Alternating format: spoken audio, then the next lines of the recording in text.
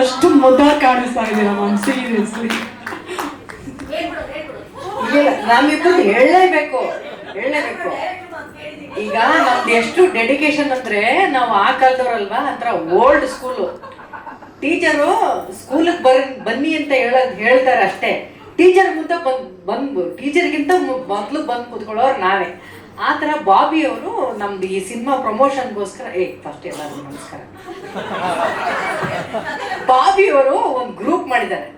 ಅಂದರೆ ಈ ಪ್ರಮೋಷನ್ಸ್ಗೆಲ್ಲ ಯಾರ್ಯಾರು ಬರಬೇಕು, ಎಷ್ಟೊತ್ತಿಗೆ ಬರಬೇಕು, ಇದೆಲ್ಲ ಒಬ್ಬರು ಮಿಸ್ ಔಟ್ ಆಗಬಾರ್ದಲ್ಲ, ಅದಕ್ಕೊಂದು ಗ್ರೂಪ್ ಮಾಡಿಬಿಡ್ತಾರೆ. ಆ ಗ್ರೂಪ್ನಲ್ಲಿ ಏನಂದ್ರು, ಇವತ್ತು ಎಲ್ಲರೂ ಒಂಥರ ಮದುವೆಗೆ ಹೋಗೋ ಥರ ನೀವು ಶೃಂಗಾರ ಮಾಡ್ಕೊಂಡು ಬರಬೇಕು, ಮದುವೆಗೆ ಮನೆಗೆ ಬಂದಿರೋರ ಥರ ನೀವು ಶೃಂಗಾರ ಮಾಡ್ಕೊಂಡು ಬರಬೇಕು ಅಂತ. ನಾವು ತುಂಬಾ ಡೆಡಿಕೇಟೆಡ್ ಆಗಿ ಇಬ್ರು ಮಾತಾಡ್ಕೊಳೋದು, ಯಾವ ಕಂಚಿಪುರಂ ಸೀರೆ ಉಟ್ಕೊಳ್ಳೋಣ, ನೀನು ಯಾವ ಕಲರ್ ಸೀರೆ, ನಾವು ಗ್ರೂಪಲ್ಲಿ ಮಾತಾಡ್ಕೊಂಡ್ರಿ, ಸಣ್ಣ ಸಣ್ಣ ಹುಡುಗರೆಲ್ಲ ಇದ್ದಾರೆ ಅಂದ್ಬಿಟ್ಟು ಆಚೆ ಬಂದ್ಬಿಟ್ಟು ಮಾತಾಡ್ಕೊಳ್ಳೋದು.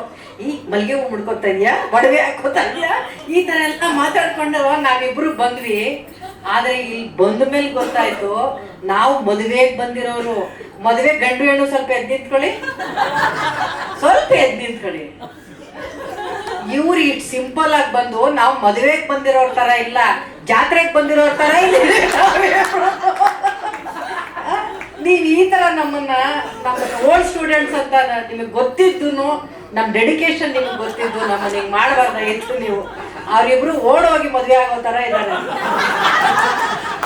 ಅರೇಂಜ್ ಮ್ಯಾರೇಜ್ ತರ ಕಾಣ್ತಾ ಇಲ್ಲ ಅವರು, ಅಷ್ಟು ಸಿಂಪಲ್ ಆಗಿ ಬಂದವ್ರು. ಈ ತರ ನಮಗೂ ಹೇಳಿದ್ದಿದ್ರೆ ನಾವು ಯಾವ್ದ್ರಲ್ಲಿದ್ದೋ ನಾವು ಹಂಗೆ ಓಡ್ ಬರ್ತಾ ಇದ್ವಿ. ಅಯ್ಯೋ, ಎಷ್ಟು ಅಲಂಕಾರ ಮಾಡ್ಕೊಂಡಿದೀವಿ ಅಂದ್ರೆ, ಯಾರೋ ಬ್ರೈಡಲ್ ಮೇಕಪ್ ನೋಡೋ ಒಬ್ಬರನ್ನ ಕರ್ಸಿಲ್ಲ ಅಷ್ಟೇ. ನಾವು ಇನ್ನೆಲ್ಲ ಮಾಡ್ಕೊಂಬಂದಿದೀವಿ, ನಾವು ಅಷ್ಟು ಅಲಂಕಾರ ಮಾಡ್ಕೊಂಬಂದ್ವಿ. ಬಾಬಿ ಅವರೇ, ಅಷ್ಟು ಡೆಡಿಕೇಟೆಡ್ ಕಲಾವಿದರು ನಾವಿಬ್ರು. ಈ ಸಿನಿಮಾದಲ್ಲಿ ನನಗೆ ಮಾಧ್ಯಮದವರು ಬಹುಶಃ ನಾವು ತಿಂಗಳಿಗೆ ಒಂದು 4 ಸರಿಗಿಂತ ಜಾಸ್ತಿ ಸಿಗ್ತಾ ಇದೀವ, ಡೈಲಿ ಸಿಗ್ತಾ ಇದೀವ. ಅದಕ್ಕಿಂತಲೂ ಒಂದು ಅದೃಷ್ಟ ಏನಿದೆ ಒಬ್ಬ ಕಲಾವಿದೆಗೆ.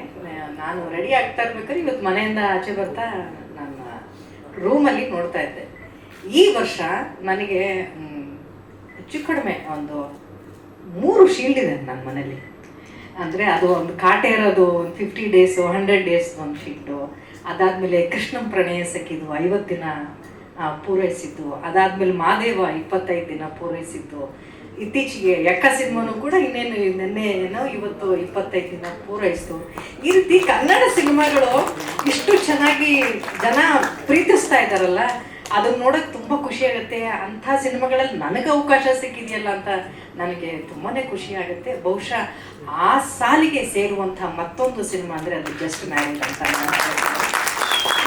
ಯಾಕಂದರೆ ತುಂಬ ಕಲಾವಿದರು ಇದ್ದಾರೆ ಅನ್ನೋ ಕಾರಣಕ್ಕೆ ಮಾತ್ರ ಅಲ್ಲ, ತುಂಬ ವಿಶೇಷವಾಗಿ ನೋಡುವಂಥ ದೃಷ್ಟಿಕೋನ ಈ ಸಿನಿಮಾಗಿದೆ ಅಂತ ನನಗನ್ಸುತ್ತೆ. ಅದು ಬಿಕಾಸ್ ಆಫ್ ಬಾಬಿ ಅವರು. ಎಲ್ಲ ನಿರ್ದೇಶಕರು ಪುರುಷ ಪ್ರಧಾನ ಸಮಾಜದಲ್ಲಿ ಇದುವರೆಗೂ ನಾವು ನೋಡಿರೋದೆಲ್ಲ ಜಸ್ಟ್ ಒಬ್ಬ ಪುರುಷರು ಒಂದು ಕಥೆಯನ್ನು ಹೇಗೆ ನೋಡ್ತಾರೆ, ಅಥವಾ ಒಂದು ಸಂಸಾರನ ಹೇಗೆ ನೋಡ್ತಾರೆ, ಅಥವಾ ಒಬ್ಬ ಗಂಡ ಹೆಂಡತಿನ ಹೇಗೆ ನೋಡ್ತಾರೆ, ಒಂದು ಕುಟುಂಬದಲ್ಲಿರುವಂಥ ಎಲ್ಲ ಸಂಬಂಧಗಳನ್ನು ಹೇಗೆ ಒಬ್ಬ ಪುರುಷ ನೋಡ್ತಾನೆ ಅನ್ನೋದನ್ನು ಮಾತ್ರ ನಮಗೆ ಗೊತ್ತಿದೆ. ಆದರೆ ಒಬ್ಬ ಮಹಿಳೆ ಅದನ್ನು ಯಾವ ದೃಷ್ಟಿಕೋನದಲ್ಲಿ ನೋಡಿಕೊಳ್ಳಲು ಅನ್ನುವಂಥ ಸೂಕ್ಷ್ಮತೆ ಬಹುಶಃ ಈ ಜಸ್ಟ್ ಮ್ಯಾರಿಡ್ ಸಿನಿಮಾದಲ್ಲಿ ಸಿಗುತ್ತೆ ಅಂತ ನನಗೆ ಅನಿಸುತ್ತೆ.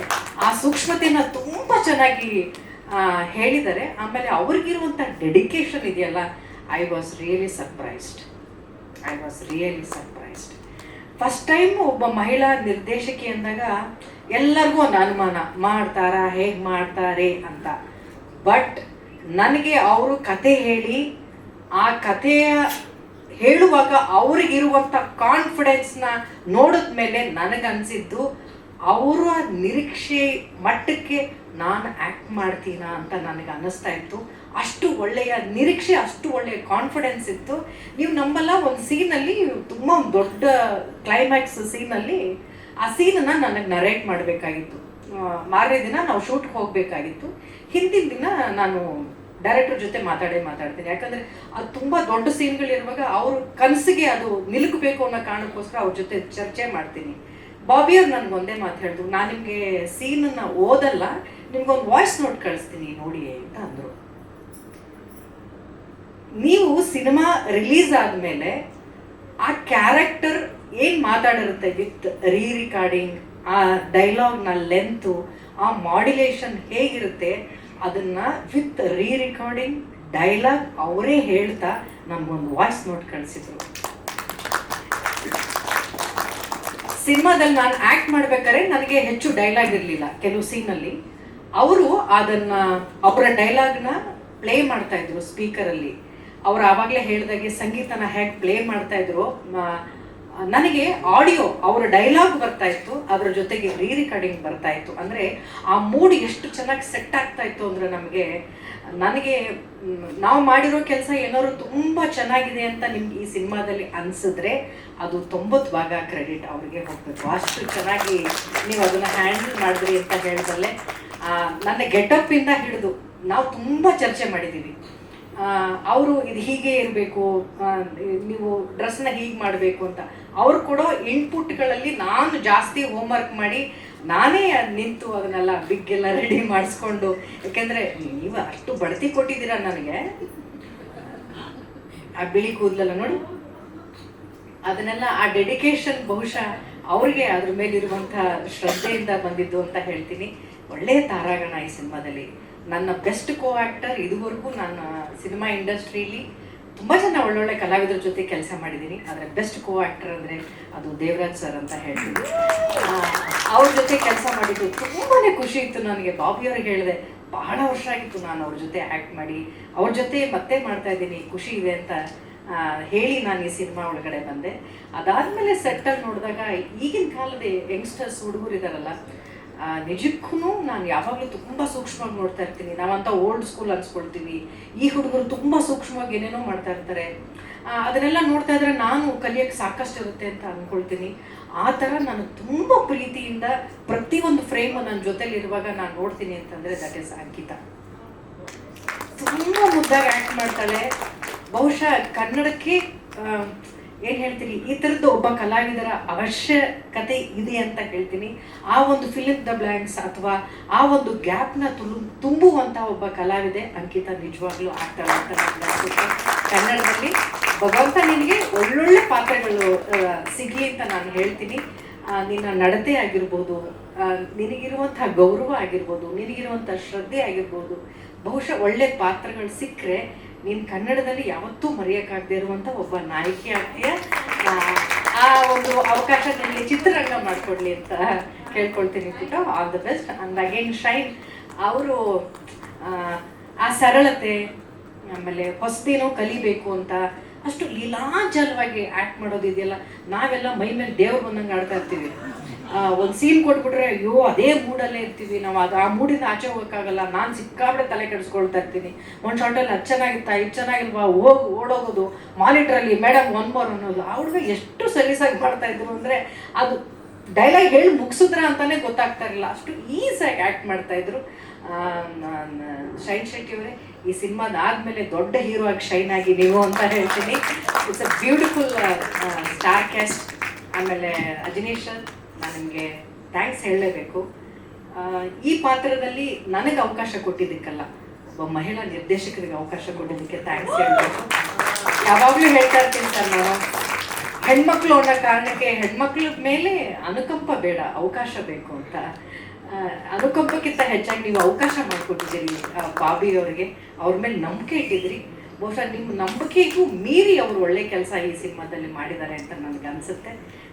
ನಾವೆಲ್ಲರೂ ನಿಜವಾಗ್ಲೂ ಕಾಯ್ತಾ ಇದ್ದೀವಿ ಸರ್ ಈ ಸಿನಿಮಾನ ನೋಡೋದಕ್ಕೆ. ತುಂಬ ವಿಚಾರಗಳನ್ನ ತೊಗೊಂಡು ಬಂದಿದ್ದಾರೆ. ವೆರಿ ಸರ್ಪ್ರೈಸಿಂಗ್ ಸ್ಟಾರ್ ಕ್ಯಾಸ್ಟ್ ಇದರಲ್ಲಿ.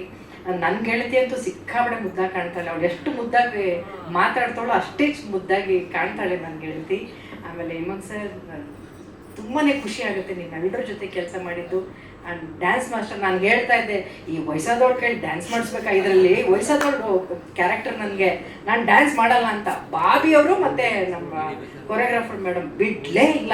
ಇಲ್ಲ, ನೀವು ಇದನ್ನು ಸ್ಟೆಪ್ ನೀವು ಡ್ಯಾನ್ಸ್ ಮಾಡಿಬಿಟ್ಟು ಹೋಗಿ, ಚೆನ್ನಾಗಿಲ್ಲ ಅಂದರೆ ಬೇಕಾದ್ರೆ ನಾವು ಎಡಿಟ್ ಮಾಡಿಬಿಡ್ತೀವಿ, ನೀವು ಮಾತ್ರ ಡ್ಯಾನ್ಸ್ ಮಾಡಿಬಿಟ್ಟು ಹೋಗಿ ಅಂತ. ಬಹುಶಃ ಅವ್ರು ಮಾತ್ರ ಅಲ್ಲ, ತಡೆ ಆದ್ಮೇಲೆ ನೋಡಪ್ಪ ಅಂತ. ಸೊ ಅದನ್ನೇ ವೈರಲ್ ಮಾಡ್ತಾ ಇದ್ದಾರೆ. ನನ್ಗೆ ಅದೇ ಅಯ್ಯೋ ಚೆನ್ನಾಗಿದೆಯೋ ಚೆನ್ನಾಗಿಲ್ವೋ ಅಂತ ನಾವು ಒಂದು ಕಡೆ ಗಂಟೆ ಹುಡುಕ್ತಾರ ನೋಡಮ್ಮ, ನಾವು ಡ್ರೆಸ್ ಮಾಡ್ಕೊಂಬಂದಿರೋದಕ್ಕೂ ಅದಕ್ಕೂ ಜಾತ್ರೆ.